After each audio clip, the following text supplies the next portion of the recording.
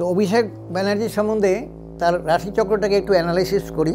পারিবারিক কিছু অসুবিধা রয়েছে, রাজনৈতিকভাবে আস্তে আস্তে ওনার উত্থানটা হবে, সেটা 2025-এর এখন পাবেন না। সেটা জেল জরিমানা না হলেও হ্যারাসমেন্ট যেটা হচ্ছেন সেটা হবে, যে পরবর্তী মমতা ব্যানার্জির জায়গায় উনি মুখ্যমন্ত্রীর পদ অধিকার করবে। আসছে 2024 আর 2024 মানেই একটা নতুন বছর। নতুন বছর কেমন কাটবে এ রাজ্যেরই সাংসদ অভিষেক বন্দ্যোপাধ্যায়ের। রাজ্য রাজনীতির একেবারে অলিন্দে সাংসদ অভিষেক বন্দ্যোপাধ্যায় বিভিন্ন সময় বিরোধীদের আক্রমণের নিশানায়। কেমন কাটবে 2024 জানবো। দুজন খ্যাতনামা জ্যোতিষী এই মুহূর্তে আমার সঙ্গে রয়েছেন বিশিষ্ট প্রবীণ জ্যোতিষী শ্রী পান্নালাল মুখার্জি, শহর কলকাতার স্বনামধন্য একজন জ্যোতিষী, এবং আমার সঙ্গে রয়েছেন institute of oriental studies and রিসার্চের চেয়ারপারসন প্রখ্যাত জ্যোতিষী শ্রী শ্যামল ভট্টাচার্য। আপনাকেও স্বাগত জানাই। অভিষেক বন্দ্যোপাধ্যায়ের কেমন কাটবে 2024 আপনার কাছে জানতে চাই। তো অভিষেক ব্যানার্জি সম্বন্ধে তার রাশিচক্রটাকে একটু অ্যানালাইসিস করি।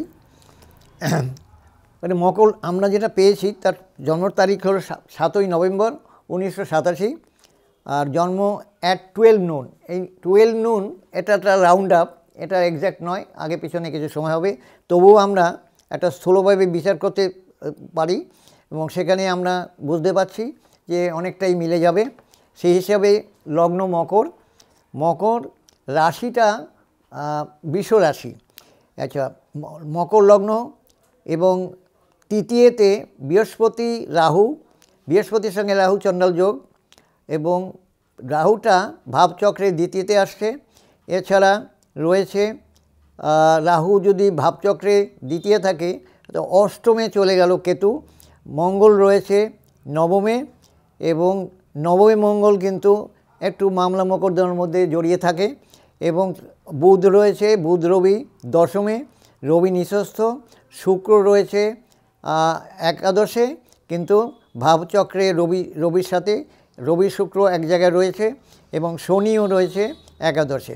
সুতরাং এই পরিস্থিতিতে এবং বর্তমান দশা বৃহস্পতি সুন্দর দশা যাচ্ছে। বৃহস্পতি নবীন যুব নেতা, তার কর্মপদ্ধতি আজকে তৃণমূলের একটা বিশিষ্ট স্থানে, অল ইন্ডিয়া যে সেক্রেটারি হিসাবে, অল ইন্ডিয়া তৃণমূল কংগ্রেসের জেনারেল সেক্রেটারি হিসাবে তার একটা পরিচিতি রয়েছে, তার একটা দায়িত্ব রয়েছে, সেদিক দিয়ে উনি দায়িত্ববান অনেক কিছু রয়েছে।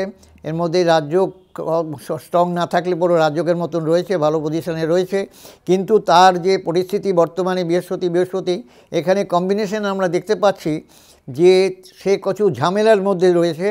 ঝামেলাটা হলো যেহেতু শুক্র রবি এবং যেহেতু দশম স্থান কর্মস্থান, তার যে কার্যপদ্ধতির মধ্যে যেটা রয়েছে তাতে বোঝা যাচ্ছে অনেক ঝামেলার মধ্য দিয়ে তাকে এগোতে হচ্ছে। আজকে যে অবস্থার মধ্যে দিয়ে যাচ্ছে তার বিভিন্ন রকম পরিস্থিতির মধ্যেতে আইনগতভাবে কিছু ঝামেলার মধ্যে থাকবে, এবং ঝামেলার জন্য তাকে খুবই অস্বস্তির মধ্যে পড়তে হবে, এবং সেখানে এই অস্বস্তি থেকে বারবার জন্য তিনি চেষ্টা করছেন, এবং আশা করি অস্বস্তিটা আস্তে আস্তে কাটাতে পারবে, কিন্তু ঝামেলা কিন্তু হয়ে কিছুটা কিন্তু সম্মানহানি হওয়ার মতন একটা যোগ রয়েছে। রাজনৈতিক দিক থেকে কেমন কাটবে? রাজনৈতিক দিক দিয়ে একটু ডামাডোল তো আছেই। স্বাভাবিকভাবে বিরোধী যারা আছে তারা সর্বদাই চেষ্টা করবে তাকে হেনস্থা করার, কিন্তু আমার মনে হয় ইলেকশনের পরে এই হেনস্থাটা কমবে, এতটা থাকবে না। কারণ তা বলে নির্দোষ প্রমাণ হবে সেটা আমি বলতে পারবো না, কিন্তু ঝামেলা থেকে যেটা একটা চাপের মধ্যে আছেন একের পর এক কমবে, ঠিক কথা। কিন্তু ওনার শারীরিকভাবে কিন্তু নানা রকম অসুস্থ যোগাযোগ রয়েছে, কারণ ওনার রবি গ্রহটা যেভাবে শনি সম্পর্ক করে আছেন, যার ফলে চোখের সমস্যা ওনার কিন্তু একটা থাকবে, সেটা নিয়ে কিন্তু মানসিকভাবে একটা ওনার চাপ আছে। কিন্তু রাজনৈতিকভাবে আস্তে আস্তে ওনার উত্থানটা হবে, সেটা 2025-এর আগে পাবেন না, সেটা পেয়ে যাবে। আমরা মাঝে মধ্যেই দেখি যে বিভিন্ন সময় বিভিন্ন তদন্তকারী সংস্থার মুখোমুখি হতে এবং রাজনৈতিক দলের তরফ থেকে বিভিন্ন রকম কটূক্তি আসে। তো কোনো রকমভাবে এই ঝামেলাগুলো এটা কি মিটবে নাকি উত্তরোত্তর বাড়বে? দেখুন, এটা রাজনৈতিক দল যারা আছে সব দলের ভিতরে এটা থাকে, এটা থাকবেও, কিন্তু এটা বেশি দিন চালাতে পারবে না। এবং যখন দেখবে যে মোদী সরকার দিল্লিতে সরকার গঠন করা হয়ে গেছে, তখন দেখবেন আবার সব স্থিতিশীল অবস্থা চলে আসবে। ইলেকশনের আগে হাওয়া ওঠে, হ্যাঁ, তখন দেখা যায় যে প্রত্যেকটা দলকে খোঁচা মেরে তারা চেষ্টা করে কিছু করার, কিন্তু আলটিমেট কিন্তু ওকে জেলে ঢোকাতে পারবে না, সম্ভাবনা নেই। কিন্তু জেলে না ঢুকলেও একটা অস্বস্তিকর পরিস্থিতি যে আসবে সেটা কিন্তু আমরা তার এই বর্তমানে দশা অন্তর্দশা থেকে এবং গ্রহ সন্নিবেশের যে পরিস্থিতি অনুসারে এবং গোচর বিচার করে বোঝা যাচ্ছে সে সাংঘাতিকভাবে ঝামেলার মধ্য থেকে বেরোবার চেষ্টা করছে এবং সামান্য কিছু ঝামেলার মধ্যে কিন্তু আটকে যাবে। না, তার কারণটা একটা জিনিস হলো, ওনার জন্মছকে বৃহস্পতি রাহু যে যোগাযোগ, এটা আমরা গুরু চণ্ডালী যোগ বলি। আর বৃহস্পতি সমানহানি যোগ, ওটাকে দ্বাদশপতি বলা হয়। দ্বাদশপতি থেকে জেল, জরিমানা, আইনি ঝামেলা এগুলো তার থাকে, সুতরাং এটা আছে।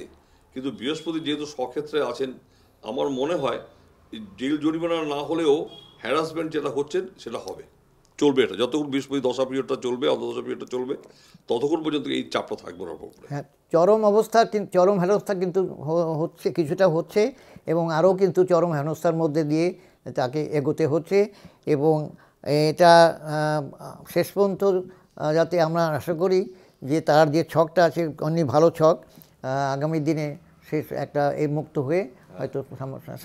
আরেকটা প্রশ্ন, যে রাজ্যের মুখ্যমন্ত্রী মমতা বন্দ্যোপাধ্যায় সম্পর্কে অভিষেক বন্দ্যোপাধ্যায় তার ভাইপো, ভবিষ্যতে কি মুখ্যমন্ত্রী মুখ হিসেবে উঠে আসবেন এই সাংসদ অভিষেক বন্দ্যোপাধ্যায়? দেখুন, এটার সম্ভাবনা এই মুহূর্তে নেই, কিন্তু আমার মনে হয় পরবর্তী ক্ষেত্রে কিন্তু সেইভাবেই এগোচ্ছে যে পরবর্তী মমতা ব্যানার্জির জায়গায় উনি মুখ্যমন্ত্রীর পদ অধিকার করবে, কিন্তু এটা সময়ের অপেক্ষা থাকতে হবে এবং সময় বলবে। তো এই মুহূর্তে সেই যোগাযোগটা নেই। একটা রাজযোগ চাই, একটা ভালো গভর্নমেন্টের একটা ইম্পর্ট্যান্ট পোস্টে পেতে রাজযোগ ছাড়া প্রধানমন্ত্রিত্ব বা মুখ্যমন্ত্রিত্ব কিন্তু বা মিনিস্ট্রিতে যেতে গেলে রাজযোগ চাই। এই রাজযোগটা খুব নরম, সুতরাং একটু সময় লাগবে, অন্য বর্তমান সময় একটু সময় লাগছে, কারণ এখানে বৃহস্পতি ফেব্রুয়ারি 2025 পর্যন্ত যাবে, সুতরাং তারপর এই ঝামেলাটা কিন্তু ওই পর্যন্ত গড়াবে। এরপরে বৃহস্পতি শনি যখন আসবে, সেখানে 25 সালের আগামী বছরের পরের বছরের তা বৃহস্পতি শনি আসবে, সেই সময় তার কিছু সুসময় চলে আসবে। 2024-এর লোকসভাতে উনি প্রতিদ্বন্দ্বিতা করবেন, ডায়মন্ড হারবার আমরা জানি কেন্দ্র। জয়ের সম্ভাবনা কতটা থাকছে? তিনি কি জিতবেন? অবশ্যই জিতবেন। আমার তো মনে হয় ও হারাবার ব্যাপার কিছু নেই, উনি হারবেন না, উনি জিতবেন, পুনরায় আবার নির্বাচিত হবেন। হ্যাঁ, সেটা আমার মনে হয়। পারিবারিক দিক থেকে সময়টা কেমন কাটবে? পারিবারিক কিছু অসুবিধা রয়েছে, এটা ঠিকই।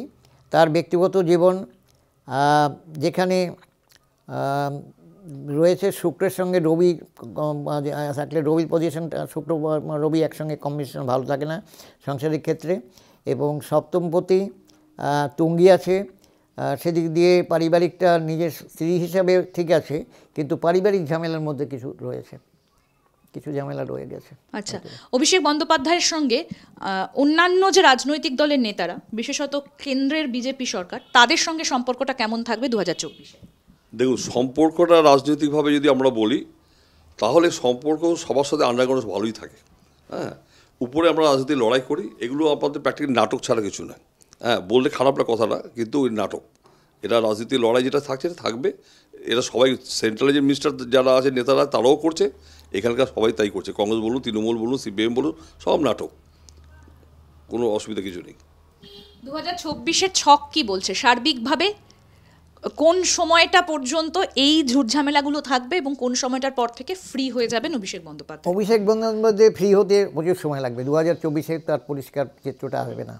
সুতরাং 2025-এর ফার্স্ট কোয়ার্টার পরে যে পরিবর্তনটা আসবে, যে গ্রহ অর্থাৎ বৃহস্পতি শনির ঘরে জন্ম, শনি ফেভারেট এবং শনির পজিশনও একাদশে রয়েছে, সুতরাং সেই ক্ষেত্রে আশা করি যে আর একটা বছর তার লাগবে এই ঝোট ঝামেলা থেকে মুক্তি পেতে। বেশ, অনেক ধন্যবাদ। অনেক কিছু জানলাম, কেমন কাটবে 2024। সাংসদ অভিষেক বন্দ্যোপাধ্যায়ের অনেক তথ্যই আমরা পেলাম। আপনারা যদি আরও জানতে চান তাহলে অবশ্যই আজ তাক বাংলার ইউটিউব চ্যানেল সাবস্ক্রাইব করুন, নোটিফিকেশন পেতে বেল বাটন অপশন প্রেস করুন, আর এই ভিডিও সম্পর্কে অবশ্যই কমেন্ট করতে পারেন, কোনো প্রশ্ন থাকলে করতে পারেন, শেয়ার করুন, আর অবশ্যই হোয়াটসঅ্যাপে ফলো করুন আজ তাক বাংলা। দেখতে থাকুন আজ তাক বাংলার ইউটিউব চ্যানেল।